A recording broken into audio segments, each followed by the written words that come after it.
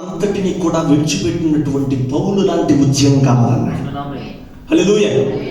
ఈరోజు సంఘాలన్నీ ఎలా ఉన్నాయి? మారిన ప్రవర్తన లేదు.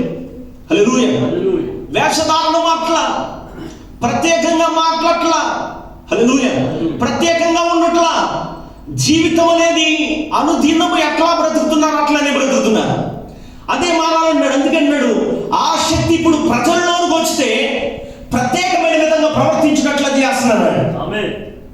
ఏ వ్యక్తిలోనికైతే దేవుని యొక్క ఆత్మ వస్తుందో ఆ వ్యక్తిలో వచ్చిన ఆత్మ వారి యొక్క నడవడిని మార్చేస్తుంది.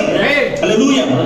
అందుకే ప్రవక్త అంటాడు, ఇదిగో వారు ప్రత్యేకంగా నడుస్తారు, ప్రత్యేకంగా చూస్తారు, ప్రత్యేకంగా మాట్లాడతారు, ప్రత్యేకంగా ఉంటారు, ప్రత్యేకంగా వారి జీవితం జీవించినట్లు అది చేస్తుంది. హల్లెలూయా. అలాంటి ఉద్యమం మనకు కావాలి. హల్లెలూయా. అంటే పరిశుద్ధాత్మ ప్రత్యేకం చేస్తుంది.